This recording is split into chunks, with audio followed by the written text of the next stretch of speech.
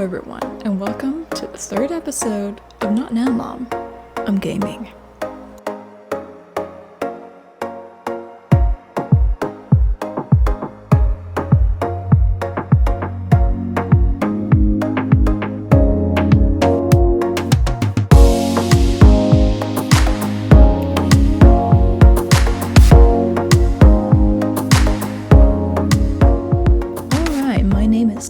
And I will be your host.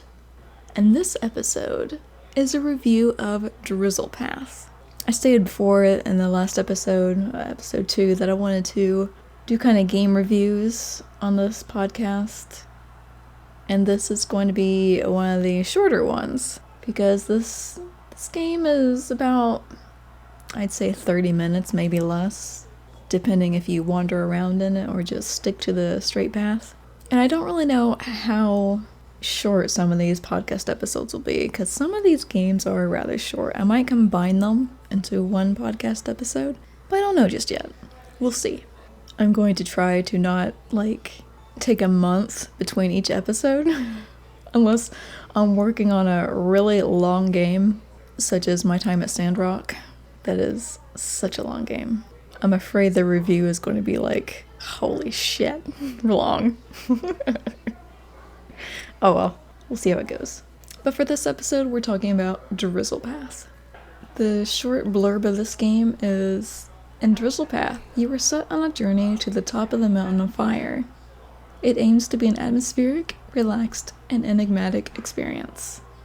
Drizzlepath is, in all sense of the words, a walking simulator. As such, I don't really understand why people hate on it for being exactly what the genre says it to be. And if you don't know what a walking simulator is, well, let's take a look at some other games of the like, such as Power Wash Simulator, Thief Simulator, Lawn Mowing Simulator, and even Surgeon Simulator. They all simulate a certain thing, and so a walking simulator simulates walking. You walk, and walk and walk and walk. Granted, walking simulators these days grant us a lot more than Drizzlepath does, and that's because it's meant to be a relaxing hike in nature up to the mountaintops. There's nothing to read along the way, nothing to interact with, you just sightsee as you make your way to your destination in mind.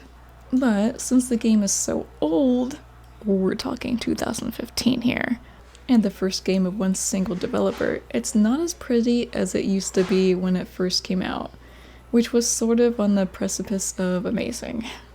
Kind of hard to imagine when you're going back to it these days, as there's lag to it now, and not all resolutions are your friend and can cause the game to crash, as I learned several times. I had to go to the discussions board of this game and figure out how to play it, because it kept crashing on me. I had to minimize it or something. It was weird.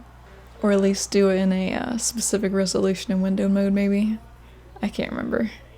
Also, before I get further into this, I apologize for any background noise you hear. My parents are watching the football game, so if you hear yelling or cheering, that would be them, depending on how the game is going. But anyway.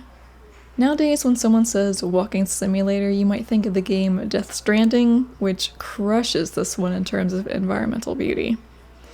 In fact, a lot of the negative reviews compare this game to both Dear Esther, which I haven't played as of this review, so I can't compare it, as well as Gone Home, which I have played, and this game is vastly different from that one. While Gone Home focuses on a story what happened by reading different things in a house, Drizzlepath's story is non-existent. It's a hike out in nature, in which case the story doesn't have to exist. It's a bad comparison. Despite all this, it is a nostalgic game that represents the beauty of a time long past. When you first enter the game, you're underwater. You don't have to worry about staying under too long and running out of air, as this is a game that's more about taking everything in rather than struggling with something you might not have. Air. Funnily enough, though you can't die while submerged, there is fall damage. And there aren't any invisible walls to stop you from walking off the edge of a cliff further in the game. Therefore, despite it being a relaxing game that has no other way of dying, there's always the risk of falling off a cliff if you're not careful. Just, don't look down. When you emerge from the water and start walking, there's an unfortunate head bob mechanic. Without any proper settings that today's games have, the head bob that occurs while you walk may aggravate those that get motion sickness or succumb to headaches easily, such as myself.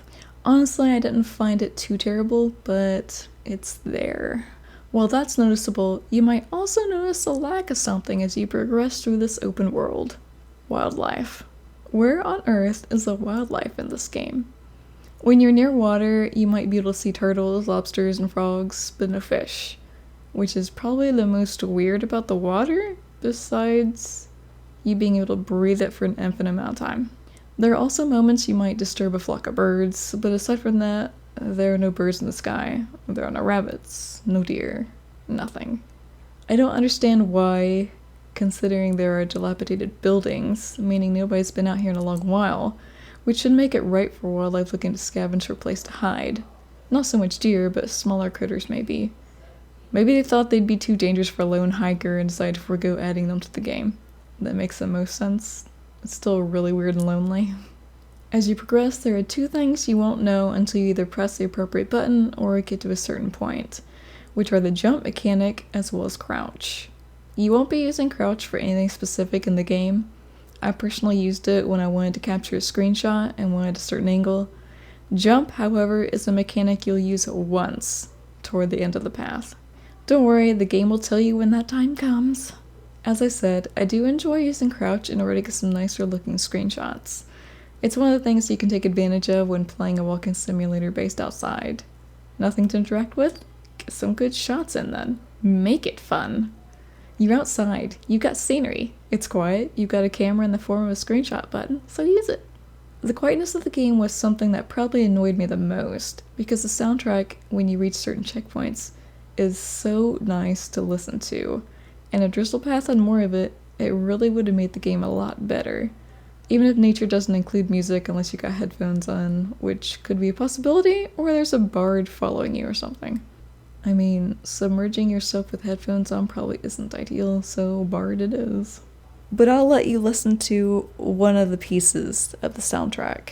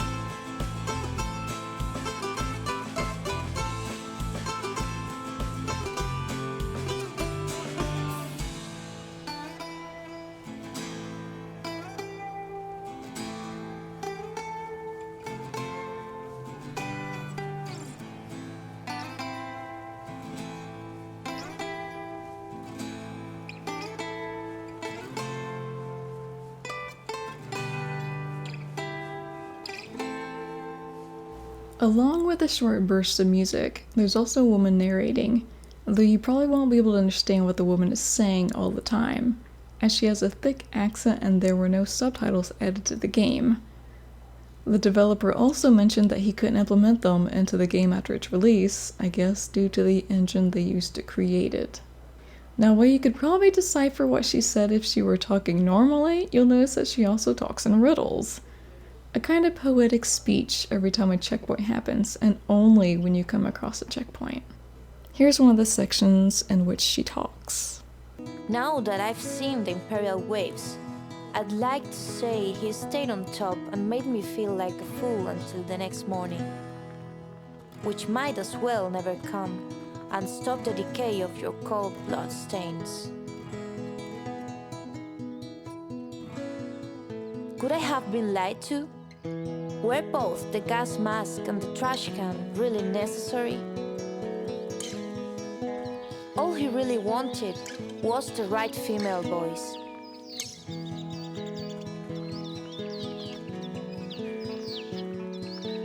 We didn't need no competition, no magic trick to drizzle my path, as it will soon reach the heavens, so your son's unextended life can be felt in your family cocktail party.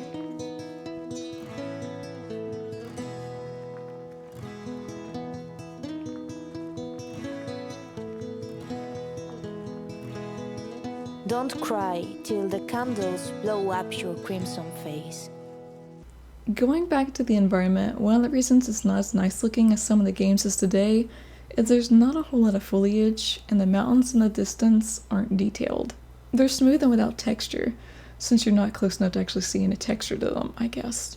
The trees are more repetitive in their looks, and the flowers are all the same in small patches here and there. It's just a whole lot of grass without a lot of other things to attract your attention, aside from a single statue, a dilapidated ruin, and a few old houses here and there. Speaking of the houses, there was one negative review that mentioned they weren't able to go into any of the houses. Now, when you approach them, they have windows that you can look into. There's not an actual window there, but a cutout. And there's nothing in there. So how on earth are you going to complain about not being able to enter an empty house with nothing in there? Literally nothing. That has to be one of the stupidest complaints you could make. I'm just saying. Once you get up into the mountains, the environment becomes even more abandoned by nature, which is natural because there's not much on an actual snowy mountain unless there's a body laying in your path. Even looking out over the distance isn't breathtaking in this game, though. When you progress a certain point up along the mountain, there are markers with candles in them here and there. I don't know for sure, but I wonder if the candles are lit when someone has walked the path to show that there are people somewhere up ahead. Otherwise, the lights would have burned out, right? Is this an actual thing? Even further ahead, the environment changes to a bright sunny day to dark and foreboding with drizzles, hence the name, turning into snow flurries. The path gets thinner, so you'll need to be a bit more careful as to not step over the cliff and fall by accident. It's at this point that you'll be prompted to jump somewhere along the lines.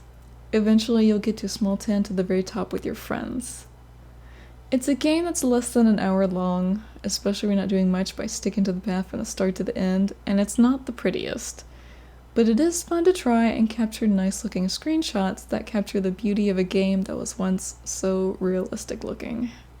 And that marks the end of our Drizzlepath review.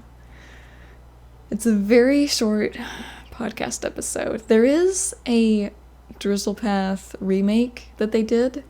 I believe it's called Drizzlepath Deja Vu. And I could review that one on the end of this one, but we're going to keep it at a short episode here. So I'm interested in if people want to just listen to a review about a single game, or if they would want multiples of them in an episode to make the episode longer. Keep in mind there are people listening to this either on Spotify, which doesn't have a video to it, as well as YouTube, which does have a video to it. So I guess it depends on the people who's watching what, who's listening to what. But yeah, we'll end this episode right here. So actually, before we end it, I'm really bad at asking you guys questions at the end of podcasts and such. If anyone has their own game that they've played a long time ago, that they still kind of like, but it just didn't age well at all, feel free to email me that. Mention the game, what you like about it, why it doesn't hold up this day and age. The podcast email is in the description if you do so choose to respond. And now, we're ending the episode. Thank you guys for listening, for watching, and don't get in too much trouble when you say, "Not now, Mom. I'm gaming."